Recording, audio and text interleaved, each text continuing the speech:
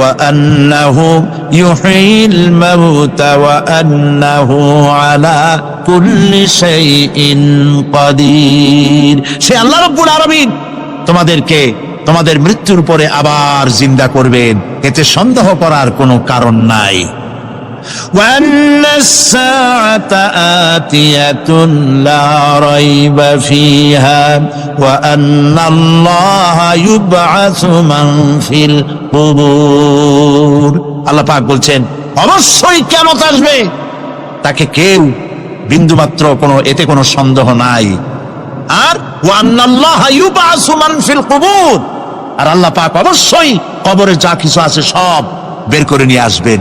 কান্নাহুম জারাদুম মুনতাশির, যেমন আপনারা দেখছেন কিনা এই যে যখন বন্যা বলে, পানি টানি যখন ওঠে, বন্যা নাকি বলে, তুফান, বন্যা ইত্যাদি যখন হওয়ার সম্ভাবনা হয়, তখন মাটি থেকে, গ্রাম্য পরিবেশে দেখা যায় মাটি থেকে পোকামাকড় গুলি এভাবে উঠতে থাকে। দেখছেন না? আপনারা দেখছেন কিনা? পাখাওয়ালা পিঁপড়াগুলি এভাবে সব উঠতে থাকে। কান্নাহুম জারাদুম মুনতাশির, এইভাবে করে পোকামাকড় পতঙ্গগুলি যেভাবে মাটি থেকে উদ্গত হতে থাকে, সমস্ত খবরগুলি থেকে মানুষগুলি ভাবে উদ্গত হয়ে যাবে। তবে হ্যাঁ, আপনারা একটা প্রশ্ন করতে পারেন যে কবর দিয়ে সব উঠবে, কিন্তু যে মানুষের বাগে খাইছে তার কি হবে? যে মানুষের আগুনে পড়ে গেছে তার কি হবে? যে নদীর মধ্যে ডুবে গেছে তার কি হবে? যে কুমিরের পেটে চলে গেছে তার কি হবে? এরকম একটা প্রশ্ন আপনারা করতে পারেন। কবর কাকে বলে সেটা আমাদের জানতে হবে।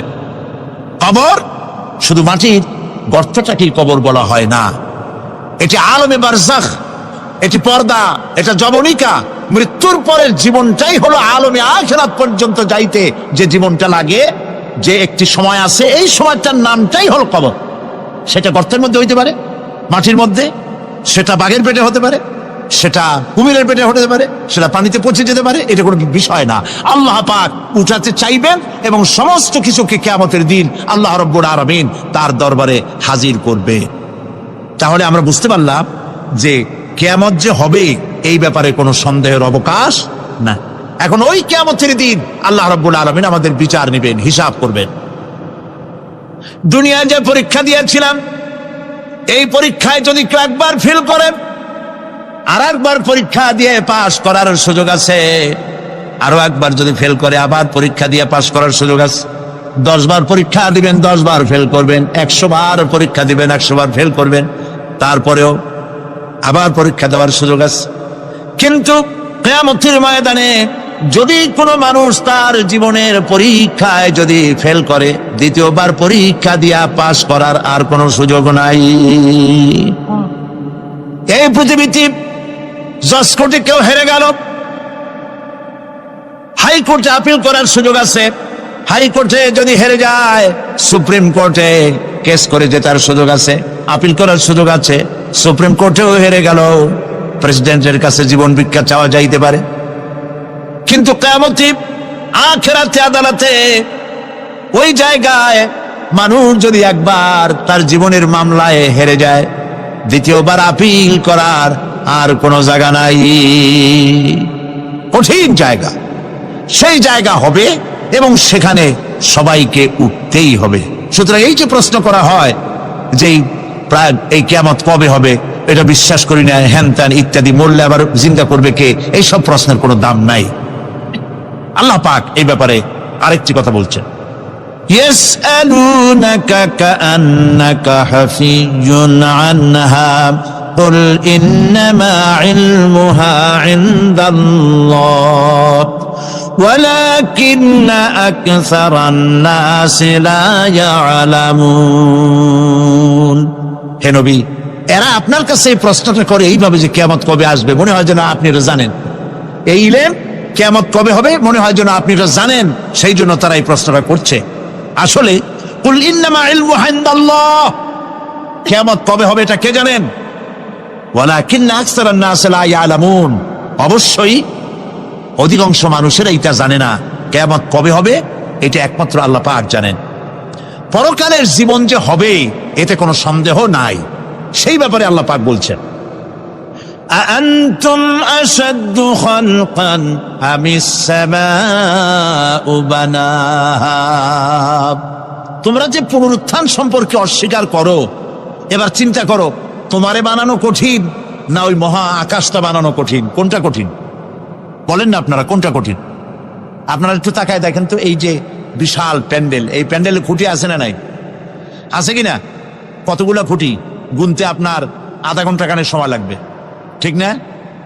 এই একটা প্যান্ডেল বানাতে যদি এতগুলি খুঁটি লাগে, তাহলে বিশাল আকাশে যদি এইরকম খুঁটি লাগতো আকাশটারে ঝুলাই রাখার জন্য, তাহলে চিন্তা করেন তো, খুঁটির জ্বালায় গাড়ি গাড়ি চালান যাইতো? আছে কোনো খুঁটি? জোরে বলেন, আছে? নাই। ওই আকাশটাকে আল্লাহ পাক বলছেন আনতুম আশাদ্দু খালকান আমিস সামাউ বানাহা, তোমারে বানানো কঠিন না ওই বিশাল আকাশ বানানো কঠিন? কোনটা কঠিন ছিল? তো ওই আকাশটা বানানোই তো আল্লাহ পাকের কাছে সহজ হয়ে গেছে। তাহলে তোমারে একবার বানাইয়া যে একবার বানাতে পেরেছেন, তিনি আবার জিন্দা করতে পারবেন না, এই চিন্তা কেন করো? আল্লাহ রাব্বুল আলামিন কোরআনে কারীমের ভিতরে পরিষ্কার করে বলেছেন, ওরা বলে, কাফের বেঈমানেরা বলে, ক্বালা মাইয়ুহইল ইযামা ওয়া হিয়া রামীম, আমাদের হাড় গোড় যখন পচে যাবে, গলে যাবে, কে আমাদের জিন্দা করবে? জবাবে আল্লাহ পাক বলেন, হে নবী আপনি বলুন, কুল ইউহইয়াল্লাযী আনশাহা আউওয়ালা মাররা, আপনি বলে দিন যে আল্লাহ রাব্বুল আলামিন একবার তোমাকে সৃষ্টি করেছেন, প্রথমবার যিনি সৃষ্টি করেছেন, দ্বিতীয়বার মৃত্যুর পরে আবার তিনি জিন্দা করবেন। কেন বিশ্বাস করেন? সুতরাং এই যে আল্লাহ পাক মানুষকে মৃত্যু জীবন দিয়েছেন, এই জীবনের পরে মৃত্যু, মৃত্যুর পরে আবার আমাদের সকলকে উঠতে হবে এবং আল্লাহ পাকের দরবারে আমাদেরকে উপস্থিত হতে হবে। এই কথাগুলি যারা অস্বীকার করে, পরকাল যারা মানে না, তাদের সম্পর্কে আল্লাহ পাক বলছেন, والذين كذبوا بآياتنا ولقاء الآخرة حبطت أعمالهم, আল্লাহ পাক বলেন যারা পরকালকে অস্বীকার করেছে, আখিরাত যারা মানে না, তাদের জিন্দেগীর সকল আমলগুলিকে আল্লাহ পাক বরবাদ করে দিবেন। পরকালের বিশ্বাসের উপরে ভিত্তি করেই মানুষের চরিত্র ভালো হইতে বলেন পারে। একটা দৃষ্টান্ত দেই, একটা দৃষ্টান্ত। এই যে যারা চুরি করে, ডাকাতি করে, সন্ত্রাস করে মানুষ মারে, সন্ত্রাসগুলি করে কি জন্যে?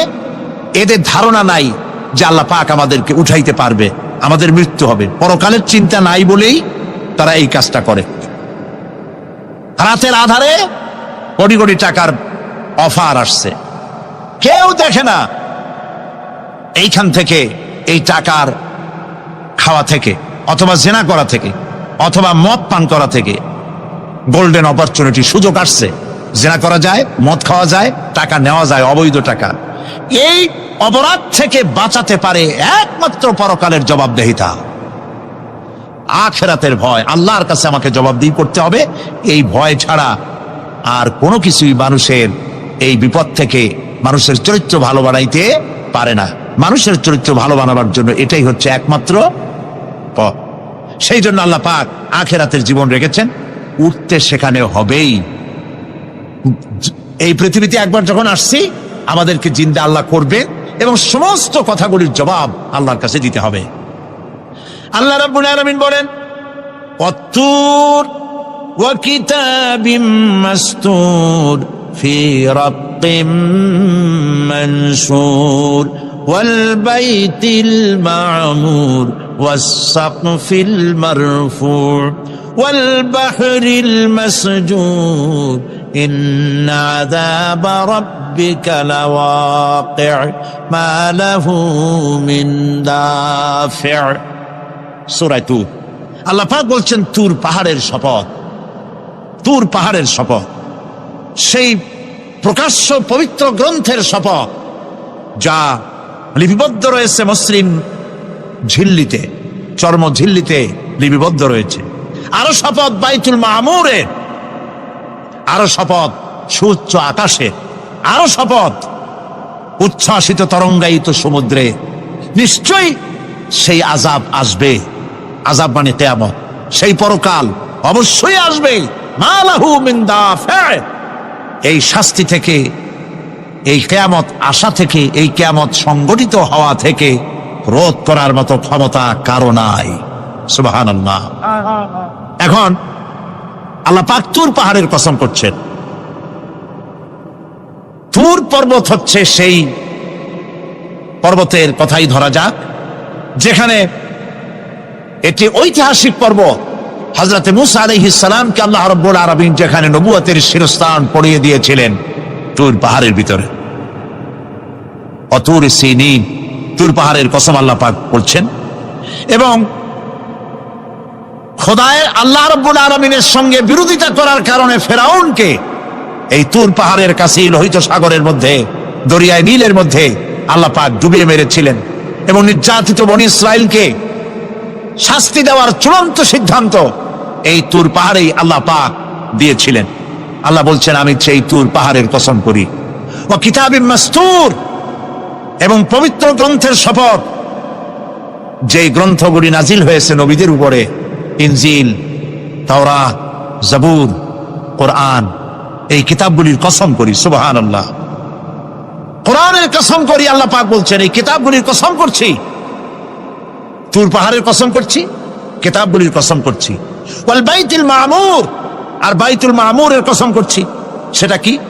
আকাশের প্রত্যেকটি আকাশে একটি করে বাইতুল মামুর আছে। ওই আকাশের ফেরেশতারা এই বাইতুল মামুরকে কেন্দ্র করে আল্লাহ রাব্বুল আলামিনকে সেজদা দেয়। আল্লাহ পাক হযরত আদম আলাইহিস সালামকে বলেছিলেন, একটি ঘর বানাও, বাইতুল মামুরের নিচে বানাও। তিনি বললেন, আমি তো জানি না বাইতুল মামুর কোথায়। হযরত জিবরাইলকে পাঠানো হলো। বাইতুল মামুর আকাশের যেখানে আছে ঠিক সেই সোজা বর্তমানে মক্কা শরীফে যে কাবা শরীফ যা আছে, অবিকল আল্লাহ পাকের আকাশে বাইতুল মামুর যেখানে, তার সরাসরি নিচেই কাবা শরীফ স্থাপিত হয়েছে।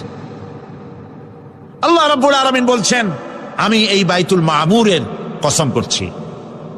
এরপরে আল্লাহ পাক বলছেন যে ফেরেশতারা যে বাইতুল মামুরকে তাওয়াফ করে এবং আল্লাহ পাকের ইবাদত করে, সেই বাইতুল মামুরের কসম। ওয়াস-সাকফিল মারফু, সুউচ্চ আকাশের কসম।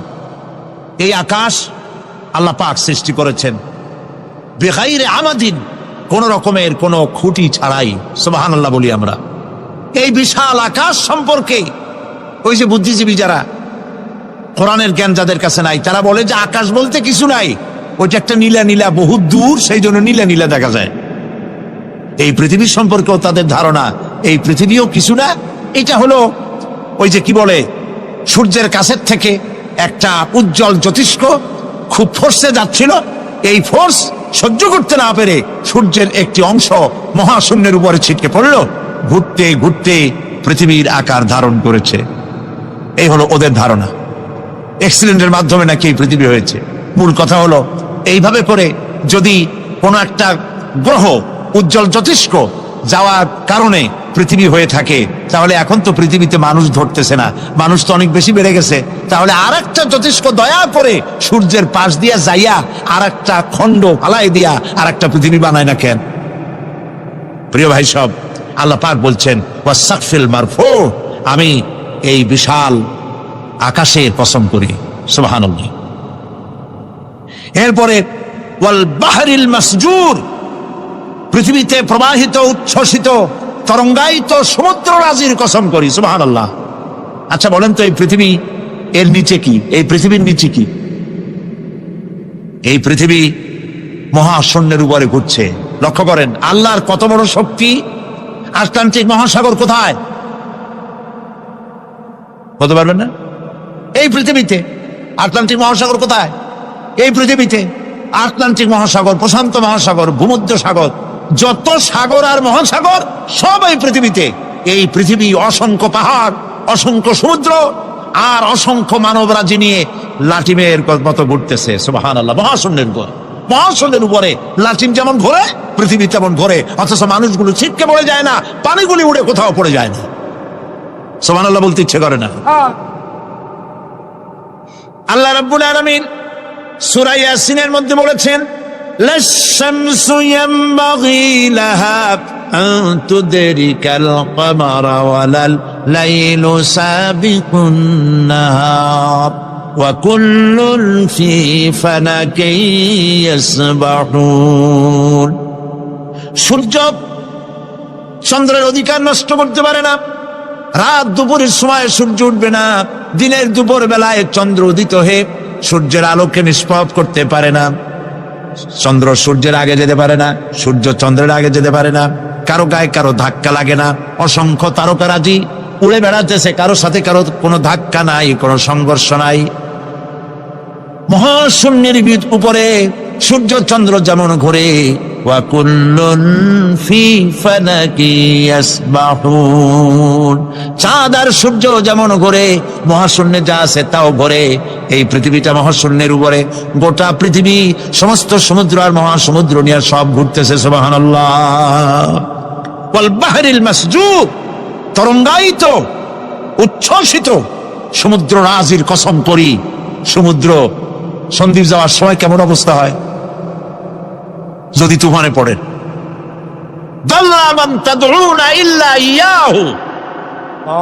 সকলের কথা মানুষ ভুলে যায়। মৌজুন কাল জিবাল, পাহাড়ের মতো যখন ঢেউগুলো আসতে থাকে সবাই সব ভুলে যায়, তখন মনে পড়ে শুধু আল্লাহ। কি মনে পড়ে? আল্লাহ। আল্লাহ কত বড়, সমুদ্রের কাছে যাই দেখেন। সুবহানাল্লাহ। এই বিশাল বিশাল সমুদ্র রাজির কসম করছি। এতগুলি কসম করে আল্লাহ পাক কোরআনে কারীমের মধ্যে বলছেন, দেখো এই সব জিনিসগুলি আমি সৃষ্টি করেছি, আর এই জিনিসগুলির কসম করে বলছি সেই পরকাল অবশ্যই অনুষ্ঠিত হবে, সেই আযাব আসবে। কেউ এই পরকাল অনুষ্ঠিত হওয়া থেকে কেউ ফিরাইয়া রাখতে পারবে না। এখন তোমরা প্রশ্ন করতেছো, আল্লাযী ফীহি আল্লাযী হুম ফীহি মুখতালিফুন, এই ব্যাপারে তোমরা ইখতিলাফ করতেছো, মতবিরোধ করতেছো, ঠাট্টা করতেছো, বিদ্রূপ করতেছো। কাল্লা সায়ালামুন, অবশ্যই তোমরা জানতে পারবে। সুম্মা কাল্লা সায়ালামুন, অবশ্যই তোমরা জানতে পারবে সেই পরকাল হবে, এতে কোনো সন্দেহ নাই। সুবহানাল্লাহ।